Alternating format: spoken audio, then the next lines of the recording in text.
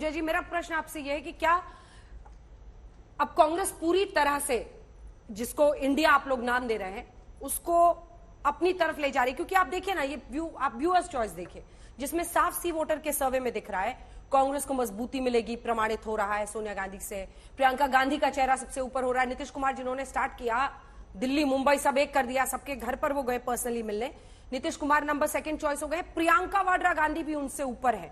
तो क्या कांग्रेस का वर्चस्व इस इंडिया पर, आप लोगों के गठबंधन पर आपने लगता है अंजना जी आदरणीय नीतीश कुमार जी का वक्तव्य नहीं सुना है। उन्होंने कल ही कहा है कि उनकी कोई चॉइस नहीं है और शुरुआती दिनों से वो कह रहे हैं कि विपक्ष को एकजुट करना है, देश को, लोकतंत्र को, संविधान को बचाना है। हम लोग विपक्षी पार्टियां मुद्दे की बात कर रहे हैं, महंगाई, बेरोजगारी, भुखमरी, गरीबी, मजदूर, किसान, और ये मोदी जी की बात कर रहे हैं। ये कुर्सी बचाने के लिए एनडीए की बैठक कर रहे थे, वहां देश बचाने के लिए बेंगलुरु में बैठक हो रही थी। 24 के चुनावी महाभारत में मुकाबला बिल्कुल साफ है। देश की जनता मोदी जी बीजेपी सरकार के खिलाफ है। इसलिए जो बातें हो रही है, वो आगे, वो पीछे, वो चेहरा, ये किचकिच में क्यों लोग पढ़ रहे हैं और इस पर क्यों बहस हो रही है, समझ से परे। कौन खुफिया तंत्र वहां गया था बेंगलुरु की बैठक में देखने के लिए? कौन सा कैमरा बीजेपी ने दिया था कि नीतीश जी नाराज हो गए? ये बताइए। हम कह रहे हैं वहां एनडीए की बैठक में 37 दल नाराज थे, सबका हम प्रमाण दे देंगे। ये कोई तर्क पर बात होनी चाहिए। जो अमली जामा पहनाया गया विपक्षी एकजुटता को, जो शक्ल में लाया गया, आप अंजना जी बताइए कितनी बड़ी चुनौती थी। जब इस चुनौती को स्वीकार सहज रूप से मृत्युंजय जी, इससे भी बड़ी एक चुनौती इंतजार कर रही है, जिस पर अब संजय जी से एक रिएक्शन लेंगे।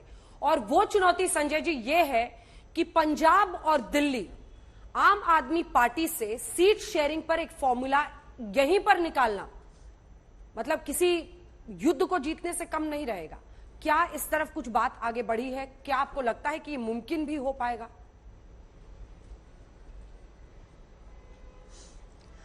देखिए, 2-3 बातें स्पष्ट कर दूं आपको। पहले जो इंडिया गठबंधन बना है वो किसी को प्रधानमंत्री बनाने के लिए नहीं बना है और सत्ता हथियाने के लिए नहीं बना है।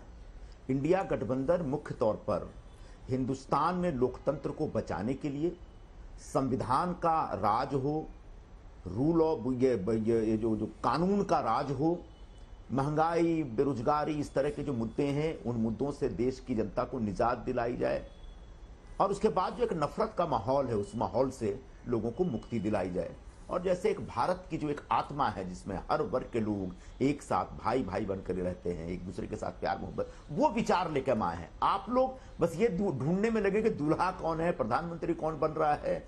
और जब हम इतने व्यापक दृष्टिकोण के साथ इस गठबंधन को तैयार करने में लगे हैं, तब सीट शेयरिंग कोई बहुत बड़ा मुद्दा नहीं रहेगा। उसको सॉर्ट आउट कर लिया जाएगा। आम आदमी पार्टी के नेता नहीं जाएंगे, नहीं जाएंगे, नहीं जाएंगे, इस तरह का एक प्रचार चलता रहा। आखिरकार आम आदमी के नेता एक नहीं, 3 नेता पहुंचे। उसके बाद बोला गया कि अब बोला जाएगा कि भाई सीट शेयरिंग से वो भी हम सॉल्व कर लेंगे। बड़ा विषय क्या है?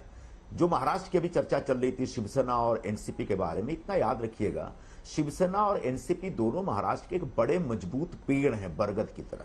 इन पेड़ों से जो कुछ पत्ते टूट गए हैं, उन पत्तों को एनडीए में जमा किया गया है, लेकिन जड़ों को जमा के रखने वाले जो पेड़ हैं आज भी इंडिया का हिस्सा है। जो बाला साहब ठाकरे जी के सुपुत्र श्री उद्धव ठाकरे और उनकी पूरी पार्टी आज इंडिया का हिस्सा है। शरद पवार जी जो कि एनसीपी के संस्थापक है, जिनके पीछे एक पूरा का पूरा भयंकर जनाधार है, बहुत बड़ा जनाधार है। जो अभी एक सर्वे आया उसमें ऐसा लगा कि लगभग 67% लोग शरद पवार जी के पक्ष में आज भी हैं। तो पूरी पार्टी यहां पे है। तो बिल्कुल उसी तरीके से शिवसेना और एनसीपी के साथ भी कांग्रेस का सीट शेयरिंग बहुत अच्छे से होगा। आम आदमी पार्टी के साथ भी पंजाब और दिल्ली में सीट शेयरिंग होगा ही होगा।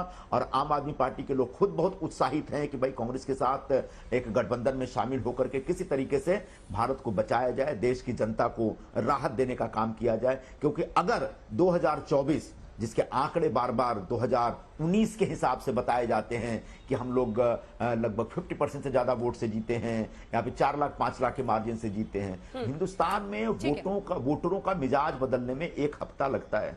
5 साल हो गए और 5 साल में इतने सारे मुद्दे निकल के आ गए हैं, इतने सारे मुर्दे कब्र से निकल के आ गए हैं कि अब भारतीय जनता पार्टी के लिए अपना जनाधार बचाना बहुत मुश्किल होगा। और निश्चित तौर पर इंडिया का गठबंधन पूरी ताकत के साथ भारतीय जनता पार्टी को सत्ता से उखाड़ कर फेंक कर अपनी सत्ता स्थापित करने के आएगा। तब हम जीतने के बाद तय कर लेंगे कि हमारा नेतृत्व कौन करेगा, प्रधानमंत्री कौन बनेगा। आज तक इस पर कोई मतभेद नहीं है, कोई झगड़ा नहीं है। खड़गे जी स्वयं बोल चुके हैं कि प्रधानमंत्री पद के उम्मीदवार नहीं है, नीतीश कुमार खुद बोल चुके हैं प्रधानमंत्री पद के उम्मीदवार नहीं। अब ये मीडिया में इस तरह का एक दुष्प्रचार चलता रहता है, ये प्रधानमंत्री बनना चाहते हैं, वो बनना चाहते हैं। हमारे अंदर ऐसी कोई महत्वाकांक्षा नहीं, कोई लालसा नहीं है। लालसा सिर्फ इतनी है कि इस बार अपोजिशन की सरकार सेकुलर डेमोक्रेटिक सरकार बनाने का प्रयास पूरा किया जाए। ठीक है, संजय जी से कमेंट की शुरुआत करते हुए, संजय जी क्या उनकी बातों में आपको दम दिखता है? 2 विषय पर मैं स्पेसिफिक आपका कमेंट चाहूंगी। जब वो कहते हैं कि जो पेड़ की जड़ें हैं यानी शरद पवार और उद्धव ठाकरे, उनके चेहरों की क्रेडिबिलिटी भारी पड़ेगी एकनाथ शिंदे और उद्धव ठाकरे में 2024 के चुनाव में, आपको क्या दिखता है ओवरऑल जो बातें उन्होंने कही? देखिए, जड़ की बात कर रहे हैं, निश्चित रूप से अगर आप जड़ की अगर हम बात करें तो निश्चित रूप से यह लगता है कि जो उद्धव ठाकरे के नेतृत्व वाली शिवसेना है या जो शरद पवार के नेतृत्व वाली एनसीपी है, जड़ तो वही है। लेकिन कई बार ऐसा भी होता है कि जड़ों में भी दीमक लग जाती है। ऐसा नहीं है कि जड़ों में दीमक नहीं लगती है, जड़ों में कोई समस्या नहीं आती है। तो मुझे लगता है पार्टी के साथ कुछ ऐसा ही होता हुआ मुझे दिखाई पड़ रहा है। मैं जनाधार के हिसाब से कह रहा हूं, जनाधार खिसका हुआ है। पार्टी के इतना बड़ा हिस्सा, दोनों पार्टियों को अगर आप देखें, इतना बड़ा हिस्सा टूटकर दूसरी तरफ चला जाता है। वो पार्टी में स्प्लिट के जैसा मैं नहीं देखता हूं। पूरी की पूरी पार्टी चली गई है उधर। और दूसरी बात ये जो बार बार इस बात का जिक्र होता है कि 2019 से क्यों तुलना किया जाता है, वो आधार है हमारे लिए, वो आधार है, उसके बेसिस पर तुलना होती है। और तीसरी बात कि जनता का मूड बदलता हुआ दिखता है। जनता का मूड बदलता हुआ दिखने का भी कोई पैमाना होना चाहिए, और ये सारे पैमाने तो बता रहे हैं। अगर आप सर्वेस को भी देख लें तो लगभग ये सारे पैमाने बताते हैं, 2-3 चीजें बताते हैं जरूर। प्राइस राइज और अनएम्प्लॉयमेंट, 2-3 चीजों पर जनता के बीच में नाराजगी है। और उस पर अगर विपक्ष अपना प्लान स्ट्रैटेजी बनाए, 2 लाइन सिर्फ अनुराग भदौरिया जी, 2 लाइन। देखिए, एक बात तो तय है कि एमएलए के टूटने से पार्टियां नहीं टूटती हैं। एमएलए तो आप अपने जोड़ के अपने साथ ले जा सकते हो, पार्टियां जैसे उन्होंने बोला जड़ वहीं रहती है। जहां तक भारतीय जनता पार्टी के अब हाल ये हो गया है, कितने घबराए परेशान है इंडिया से कि वो अब अपने कुनवा को भी खोजते हैं तो टॉर्च लेके खोजना पड़ता है। तो किसी को नहीं सर, इतना टाइम नहीं। मृत्युंजय, देखिए, महाराष्ट्र में जब तीसरी बैठक विपक्षी दलों की होगी इंडिया की, मुंबई में, तो उसमें जो एनडीए में शामिल दल थे, उसमें भी आप देखेंगे कितने लोग हमारे साथ होंगे।